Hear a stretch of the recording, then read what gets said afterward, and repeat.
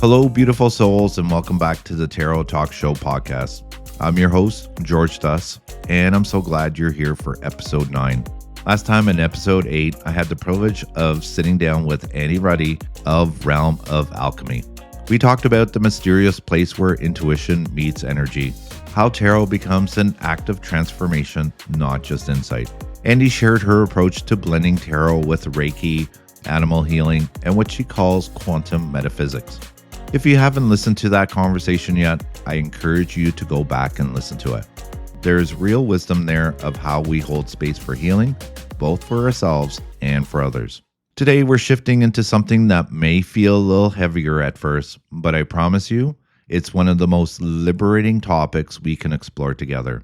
We're talking about shadow work through tarot. Now, I know shadow work has become a bit of a buzzword in spiritual circles. It gets actually thrown around a lot, sometimes without being grounded in what it actually means or how to do it safely. So before we go any further, let me be clear about what we're doing today. This isn't about dredging up trauma for the sake of drama. It's not about forcing yourself to confront every difficult thing all at once. And it's definitely not about shame. Shadow work, at its hardest, is about integration. It's about recognizing the parts of ourselves we tucked away. The anger we swallowed, the needs we've been ashamed of, the desires we judge, the truths we avoid, and meeting them with compassion instead of rejection. And tarot is one of those gentlest, most honest mirrors we have for this work. The Lightseers deck, which I use, actually names this explicitly. Every card has what creator Chris Ann calls a Lightseer aspect and a Shadow Seer aspect. It's built right into the framework.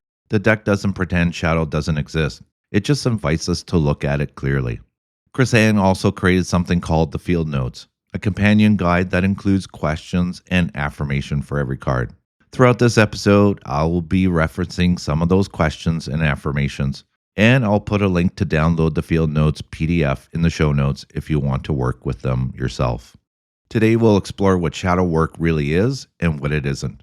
We'll look at how tarot naturally brings shadow material forward. And I'll share some practical techniques you can use safely in your own practice. We'll talk about why tenderness matters more than force. And I'll share a teaching story from my own journey. Toward the end, we'll do a brief guided attunement together. And we'll close with a collective poll that speaks to shadow and integration. And I apologize in advance. I am at the tail end of a cold, so please bear with me. Regardless, please take a deep breath with me. Inhale slowly. And exhale. And let's begin.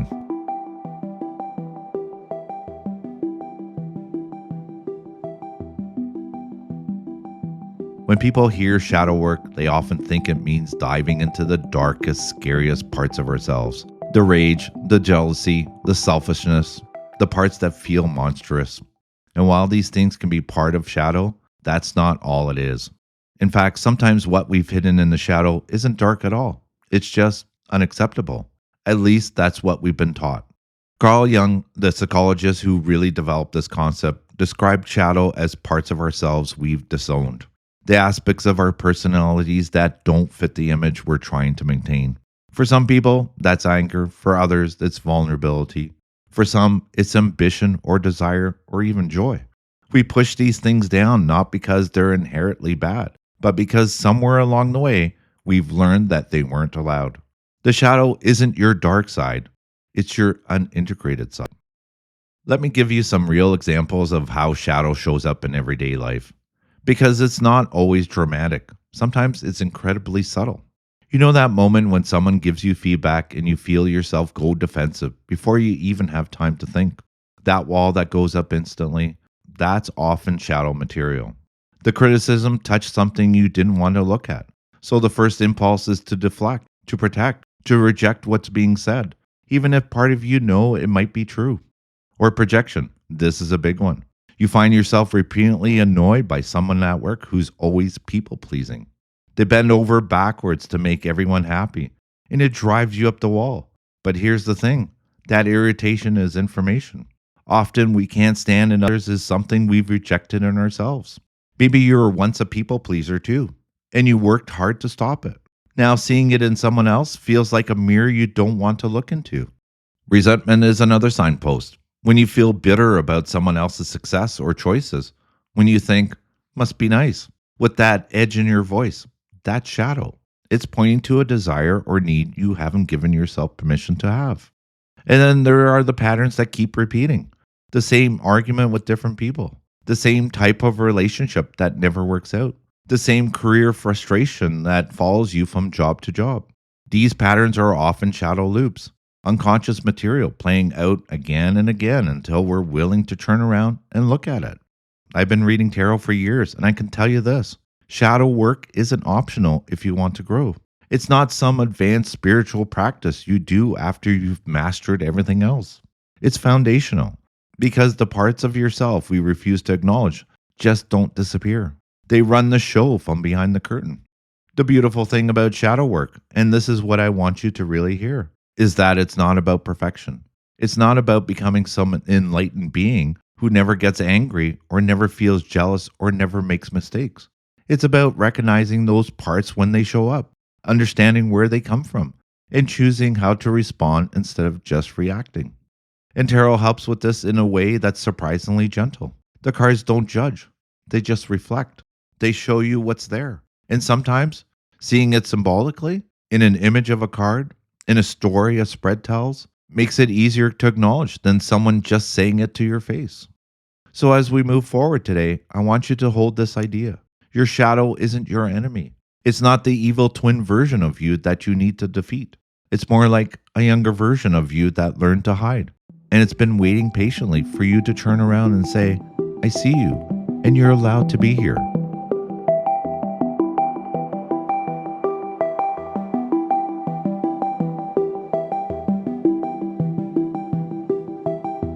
All right, so how does tarot actually work as a tool for shadow work? Let me walk you through this, because it's not always obvious at first. The cards are symbolic. That's their power. They don't tell you what to do. They don't give you a diagnosis. What they do is hold up images, archetypes, stories, and your nervous system responds. Your psyche responds. And that response is where shadow reveals itself. There's this thing I call the flinch. You know it if you've ever experienced it. You pull a card, and before you even have time to think of what it means, your body reacts. Your chest tightens. You hold your breath for a second. You feel that wave of dread or discomfort or resistance. That flinch is gold. That's your shadow saying, hey, we need to talk about this. The moon is a big one for this. I can't tell you how many times I've seen someone pull the moon in a relationship reading, and immediately their face changes. In the Light Seer's deck, the moon shows a figure submerged in water, surrounded by mystery and the unconscious. The shadow seeker aspect of this card points to fears that block you, not being able to discern between reality and illusion, anxiety, mental confusion.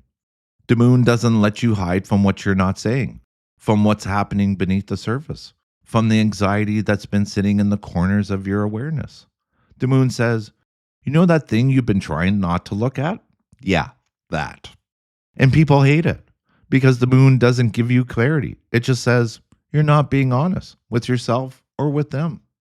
Or the Seven of Swords. This is fascinating in the Light Seer's deck because it's not just about deception. It's about intention. The figure has taken crow's feathers, and the question the card asks is, are you only taking what's needed with good intentions? Or are you taking more than your fair share and lying to yourself about why? The shadow seer aspect names it. Lying to yourself or to others. Secrets. Taking more than your fair share. Being held back by imposter syndrome. And here's the key question from the deck. Are your motives as altruistic as you tell yourself they are? That hits differently, doesn't it? I've seen this card show up when someone says they're just being honest, but they're actually being cruel. Or when someone takes credit for work because I contributed too, when really they did very little. The Seven of Swords isn't about big lies. Sometimes it's about the small ways we rationalize our actions to ourselves. The light seer affirmation on this card is powerful. I act from a place of love, and the universe witnesses my intentions. Because the universe does see your intention, even when you convince everyone else, including yourself, that your hands are clean. The devil is another one that brings up shadow material fast. Here's what's interesting about the devil in the Light Seer's deck. Chrisanne frames it about liberation and freedom from vices, healthy versus unhealthy patterns. The Shadow Seer aspect names what we know: bondage, addiction, trapped in your own stories, not being honest with yourself, or giving your power away. But it's not about evil, it's about attachment, it's about loops, it's about the things we keep returning to, even though we know they're not serving us. Addiction, yes, but also patterns. Relationships that feel like traps. Jobs we hate but won't leave. Patterns we repeat even though we swear we won't. The devil shows up and says, "You're more free than you think." But you keep on choosing the familiar over what would actually free you. Here's what I've learned about working with these cards. The ones that make you flinch are showing you exactly where your growth edge is. That discomfort isn't a warning to stay away. It's an invitation to lean in. When the moon shows up and you feel that tightness in your chest, that's not the card being unkind. That's your body recognizing a truth you've been avoiding. When the devil appears and you want to shuffle again, that's not bad luck. That's the deck saying, we need to talk about this pattern you're stuck in. Shadow work through tarot isn't about seeking out the scary cards on purpose or forcing yourself to do readings that feel unsafe. It's about noticing which cards constantly trigger you and then getting curious about why. Because the cards themselves aren't negative, they're neutral. It's our relationship to what they represent that creates the resistance. And that resistance is information.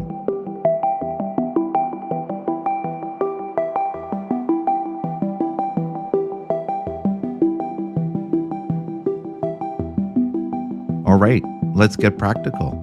I'm going to share a few techniques you can use to work with shadow material through tarot. These aren't complicated, but they do require honesty. And they work best when you give yourself permission to feel uncomfortable without needing to fix it right away. The trigger card method. This one's simple but powerful. Identify the card in your deck that you resist the most, the one that makes you flinch, the one you groan at when it shows up. For some people, it's the Tower. For others, it's the Ten of Swords or the Devil or the Three of Swords. Once you've identified that card, pull it out, sit with it. Not in a reading, just the card by itself. Look at it. I mean, really look at it. And then ask yourself, what am I afraid this card is saying about me? Not what the card means in general, not what the guidebook says, what you're afraid it's revealing about you specifically. I'll give you an example from my own practice. For a long time, I couldn't stand the Four of Cups. Every time it showed up, I'd get annoyed. I'd think, oh great, that sulking card, the ingratitude card. And I kind of dismissed it. But one day I sat with it. I pulled it out and just stared at it. And I asked myself that question. What am I afraid this card is saying about me? And the answer came up immediately.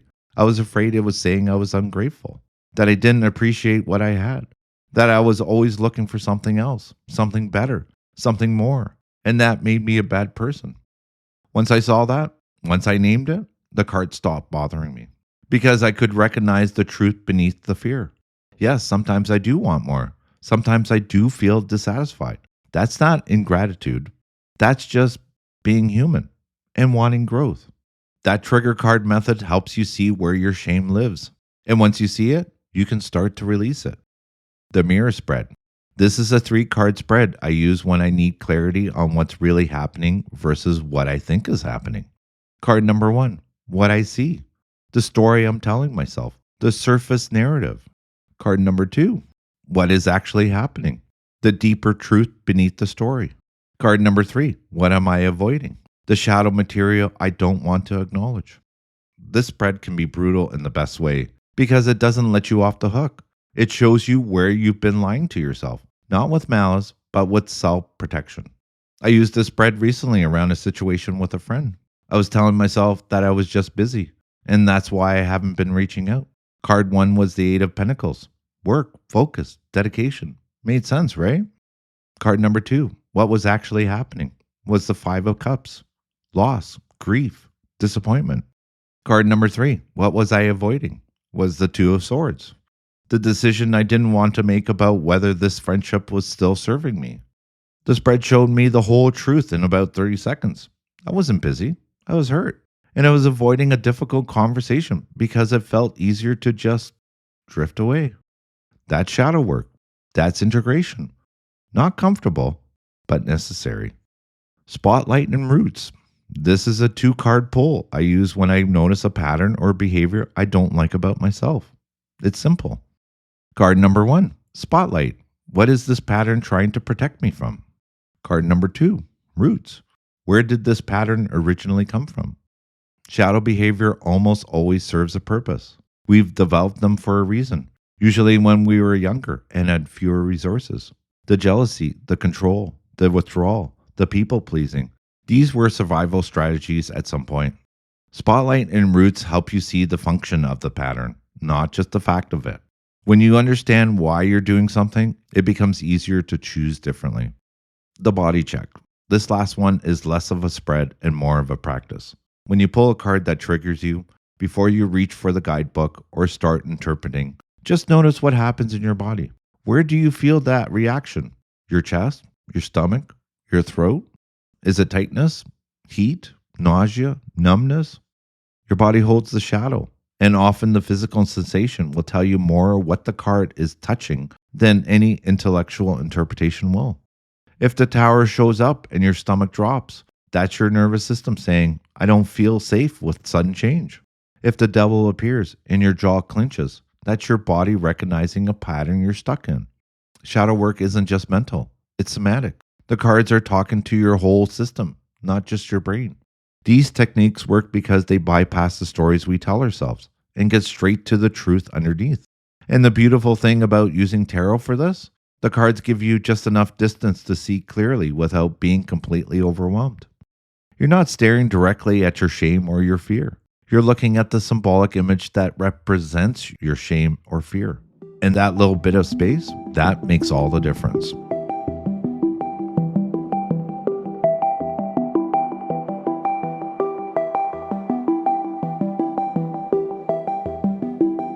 Before we move into a personal story, I want to address the question I get asked a lot. Do I need a special deck to do shadow work? And the honest answer is yes and no. You can do shadow work with any tarot deck. I've done it with the Rider-Waite. I've done it with oracle cards. I even done it with playing cards when that's all I had available. The work itself doesn't require a specific deck. But here's what I've learned. Having a deck that's specifically attuned to shadow work, one with imagery that speaks to the unconscious, the one that names the shadow explicitly, makes the work easier. It creates resonance. The Lightseer deck works beautifully for me because it balances honesty with empowerment. It doesn't sugarcoat the shadow, but it also doesn't make everything feel like doom. That balance is important for a sustainable practice. But there are other decks out there that are incredible for shadow work, and I want to share a few with you. Not because you need to run out and buy them all, you don't. But because if you're feeling called to deepen this practice, or if you're finding that your current deck isn't landing for shadow work, these might be worth exploring. One that keeps on coming up in my research is the Inner Shadows Tarot by the artist named Hattie Thorne. This is a full 78 card deck, and what makes it special is that each card includes a shadow work question. So when you pull the moon, for example, the card asks what fears or illusions are surfacing from your subconscious mind. It's like having a therapist and a tarot deck in one. Really beautiful for journaling-based shadow work. If you want something more intense, and I mean really intense, there's the Unrevealed Tarot. This deck doesn't mess around. It's dark, it's truthful, it's confrontational. One reviewer described it as, Mother's gonna lock us in the cellar kind of dark. So this is not a deck for beginners. But if you're ready to face uncomfortable truths without any softening, this deck will get you there. On the opposite end, if you want something gentler, The Wild Unknown Tarot by Kim Krantz is stunning. It's black and white, minimalist, with animal imagery. What I love about this deck for shadow work is that the animals bypass our human ego defenses. We can see ourselves in the bear, the snake, the crow, without all the stories we tell ourselves about what we think we should be. Now, if you're working specifically with inner child material, there's a whole category of oracle cards designed for that. The Dark Mirror Oracle, also by Hattie Thorne. It's a 50 card deck with surreal artwork and prompts for journaling. People use it as a weekly practice. One card per week. Go deep, process, integrate. And there's also the Reclaim Oracle by Marian Vasquez. This one's intense in a different way. It's 88 cards, which is a lot for an oracle deck. And each card represents a specific emotion: anger, guilt, shame, love, sovereignty, the whole range. Practitioners call it the shadow work dynamo because it helps you identify and reclaim emotions you've been pushing away for years. And from Hay House, there's the Healing the Inner Child Oracle deck. I haven't worked with it yet, but it's informed by family constellation work and inherited trauma healing, which is right in line with what we've been talking about today. Here's my take on this. You don't need a special deck to do shadow work, but if you're going to invest in your practice, having a deck that's specifically designed for this work can make a real difference.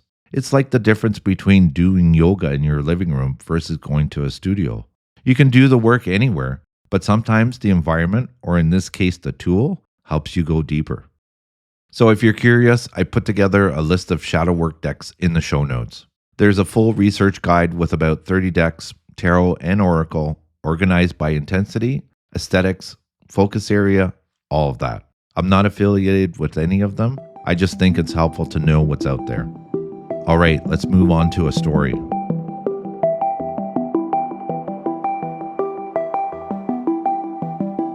I want to share a story with you. This one's personal and it's actually unfolding right now. I think it illustrates how shadow work happens, not in a big dramatic moment, but slowly with repetition and recognition. For the past year, every time I do a reading for myself about my practice, asking, what do I need to know? Or what am I missing? The same card keeps showing up, the Nine of Swords. In the Light Seer's deck, the Nine of Swords shows a figure surrounded by crows, caught in nightmares and worry. The Shadow Seer aspect talks about paranoia, deeply anchored fears, inability to think clearly, negative self-talk affecting self-esteem. There's this powerful question that Chris Ann asks: what fears hold you back? And another: are you seeing illusions and imagining unhappy ending before you even begin?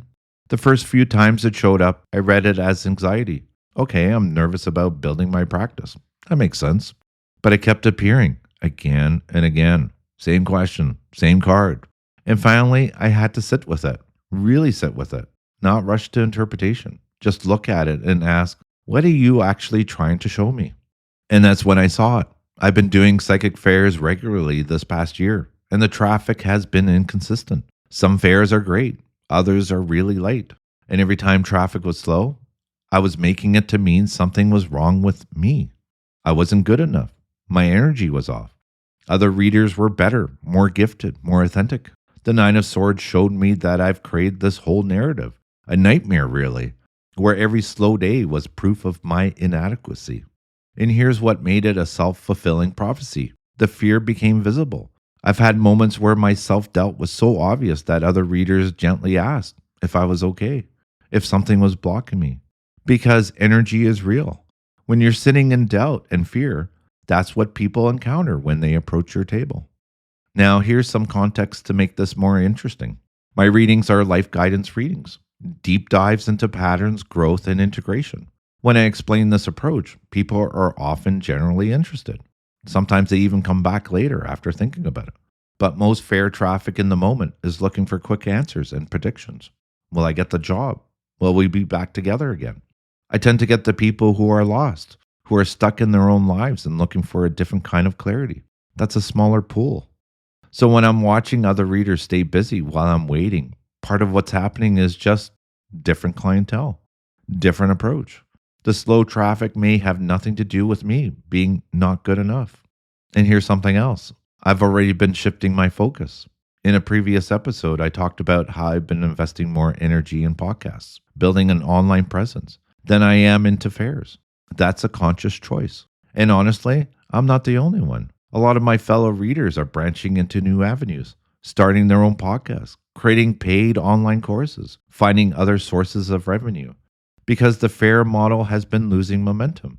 The traffic isn't consistent anymore.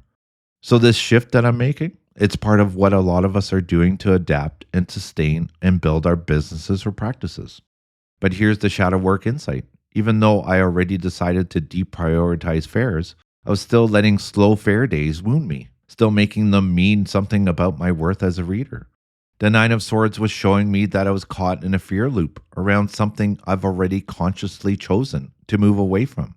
I was letting old metrics of success, how many readings I do at a fair, define my value, even though I've already chosen a different path forward. And I think that's something a lot of us experience. Those slow fairs can feel devastating.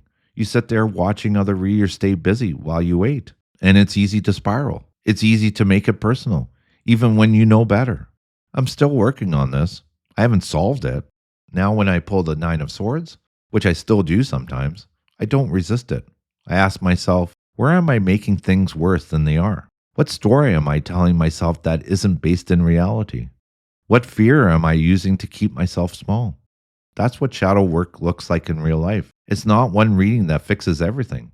It's a repeating card that won't leave you alone until you turn around and ask, what are you trying to show me? It's the slow recognition that the pattern is yours. And it's even slower work of choosing differently. And through all of it, tarot is just there, holding up a mirror, patiently, until you're ready to see.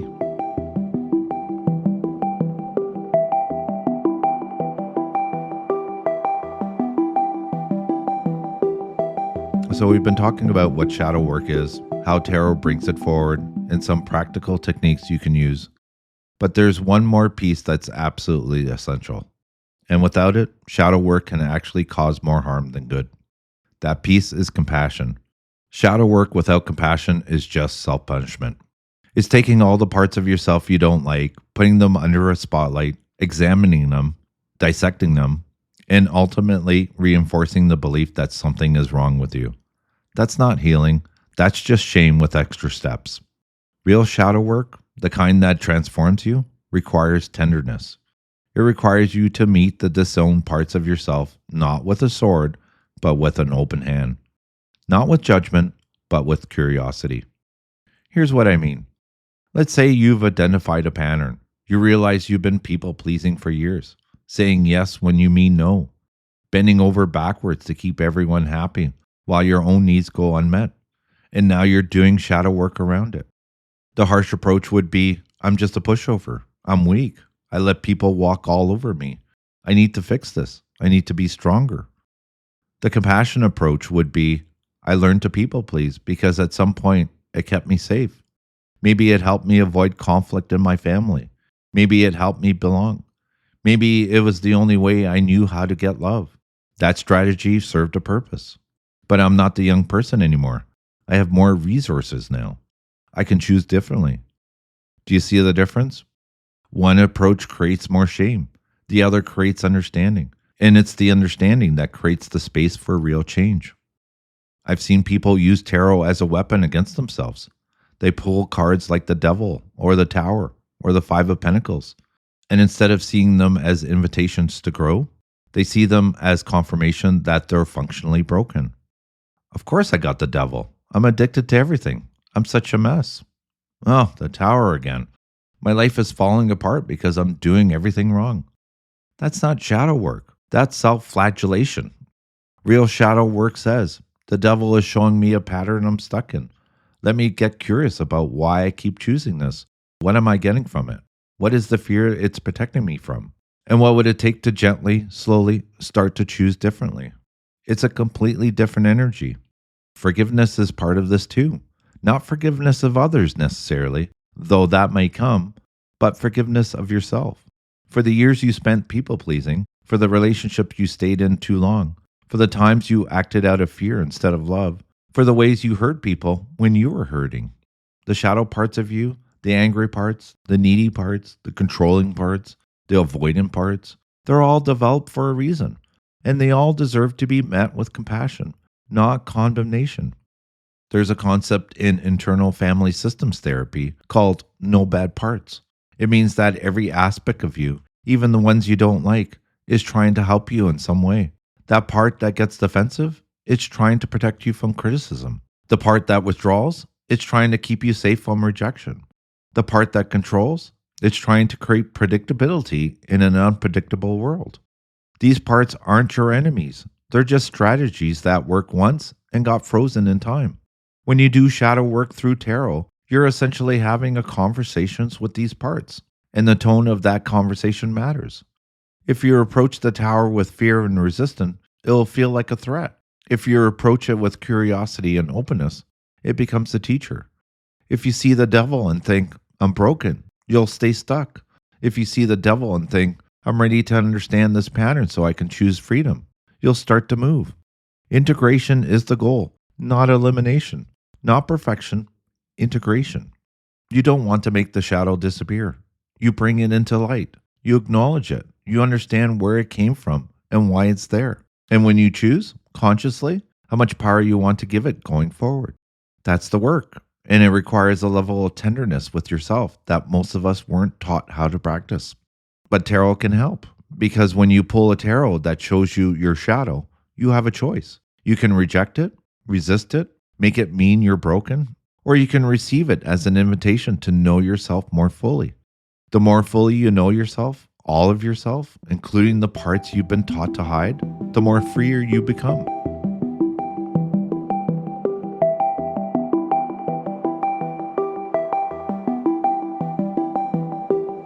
All right, we're going to do something a little different now. If you're driving or doing something that requires your full attention, feel free to skip ahead to the next segment. But if you're somewhere safe, somewhere comfortable, I'm going to guide you through a brief attunement, a gentle practice for meeting a part of your shadow. This isn't therapy. It's not a deep trauma process. It's just a moment of awareness. If at any point it feels like it's too much, you can stop, open your eyes, come back to the room. You're in control. All right, let's begin.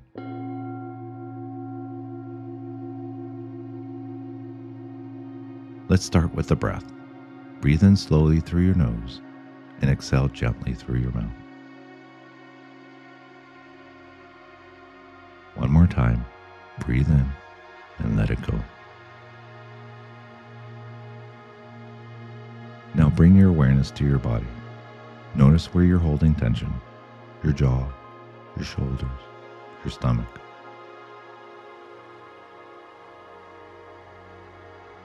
You don't need to fix it, just notice it.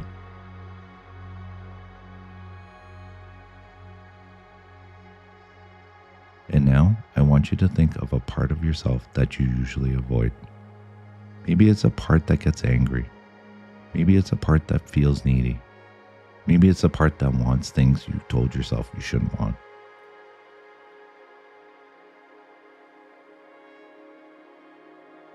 Whatever comes up first, trust it. That's the part we're here to meet.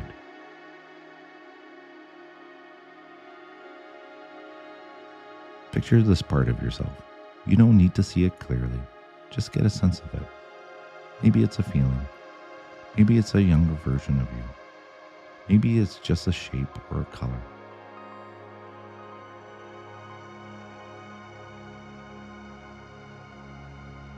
Whatever shows up is fine.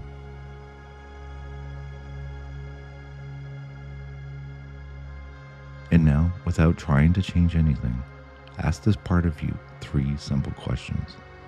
Ask them internally and notice what comes up. You don't have to answer out loud.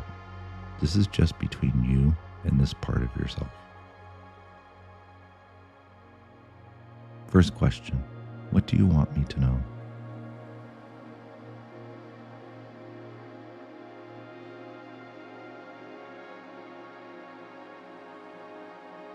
Just listen, see what arises.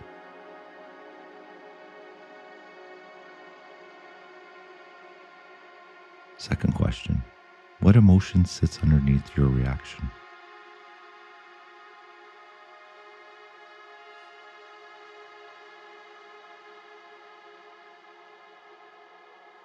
Again, just notice, no judgment, just awareness.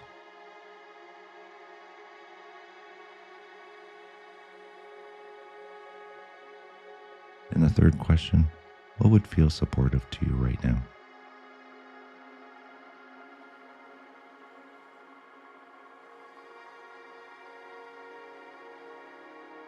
Maybe it's an acknowledgement.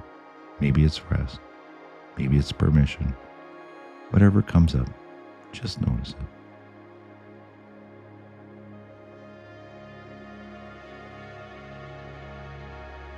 Take one more breath. And as you exhale, imagine sending that part of you, that shadow part, that disowned part, a sense of kindness. Not fixing, not forcing, just kindness.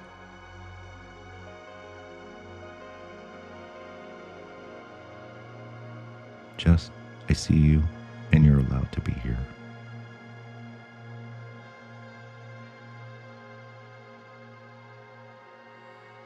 When you're ready, bring your awareness back to the room.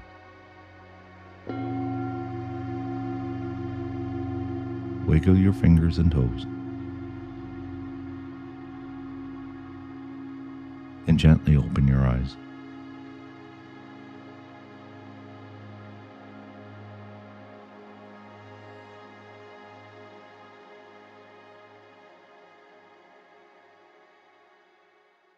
That's it. That's the practice. You don't need to do anything with what came up right now.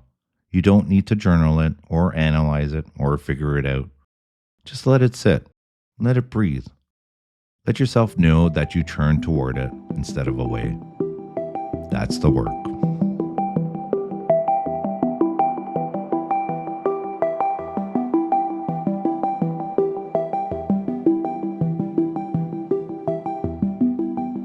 All right, let's close today with a card for all of us. Something to carry into the week as we think about shadow, integration, and the courage it takes to turn inward. The card for today didn't need to be pulled. It's been present throughout this entire episode, waiting.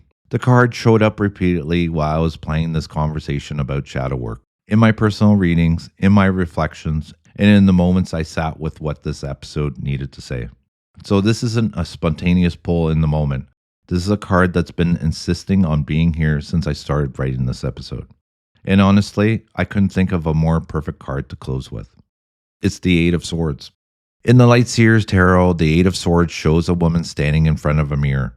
In the mirror's reflection, she's blindfolded and bound, with crows wrapping twine around her, trapping her. But outside the mirror, in reality, she stands free, unbound, able to see. The trap exists only in the reflection. The Light Seer aspect of this card talks about feeling stuck, but also about having more options than you thought. And it's time to open your eyes and unveil the truth. An opportunity to let go of an old story. The Shadow Seer aspect names the trap. Being a victim, helpless, a refusal to open yourself to the truth. Pessimism, choosing your stories or past experience as excuses. Chris Ann poses this powerful question in the field notes. Sweet light, what stories are holding you back? And how can you release them? The affirmation of this card is beautiful and powerful. I'm free to choose my healing and my light. This imagery is perfect for shadow work. The woman is literally looking at her shadow self, the version of her that feels trapped, bound, helpless. But that trapped version exists only in the mirror. It's a reflection, a story. The real woman stands free. How often do we do this? We look in the mirror and see only the bound versions of ourselves. We see the limitations, the fears, the story of why we can't move forward. And we forget that those bindings aren't real. They're reflections, illusions, self-imposed narratives.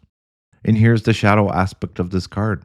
Sometimes we prefer looking at the trap reflection because it's familiar, it's safer. If we stay focused on that bound version in the mirror, we don't have to step into the freedom that's actually available. We don't have to risk. We don't have to try. The Eight of Swords is comfortable discomfort. But the healing aspect, the integration aspect of this card is this. You can look away from the mirror. You can stop identifying with the bound reflection and recognize the truth. You're standing free right now. The crows, the blindfold, the bindings, they're in the reflection, not in reality. This week, I want you to notice where you're looking at your reflection instead of at yourself. Where are you identifying the trapped version of you when the free version is actually who you are? What stories are holding you back that exist only in the mirror? And here's the thing. This isn't about forcing yourself to break free all at once. The Eight of Swords doesn't ask you to smash the mirror or deny that reflection exists. It asks you to acknowledge, yes, there's a part of me that feels bound, but that's not all who I am. That's the shadow, and I can choose which version I identify with. That's shadow work. That's integration. That's not about being fearless. It's about seeing both versions clearly, the bounded reflection and the free reality, and choosing which one you want to live from. So this week, pay attention. Notice the places where you feel stuck and ask yourself with compassion, with curiosity, am I actually trapped? Or am I just staring at the reflection in the mirror instead of stepping away from it? I'm free to choose my healing and my light. And that brings us to the end of today's episode. We've explored what shadow really is, not the dramatic, theatrical version, but the real, everyday work of turning towards the parts of ourselves we've been avoiding. We've looked at how tarot naturally brings shadow material forward through that flinch, that discomfort, that card you really don't want to see. We talked about practical techniques, the trigger card method, the mirror spread, spotlight and roots, and the body check. We sat with a teaching story of transformation. We explored why compassion is non-negotiable in this work. If one thing stays with you from today, I hope it's this. Your shadow isn't your enemy. It's not the broken part of you that needs to be fixed or eliminated or conquered. It's just the part that's been waiting for permission to be seen. In tarot is one of the kindest, most patient tools we have for that seeing. And if this episode resonated with you, please take a moment to like, subscribe, and share it with someone who needs to hear this. Until next time, be gentle with yourself, keep on shuffling, and remember, you hold the cards. I'm George Dus, and you're listening to the Tarot Talk Show podcast. Until next time.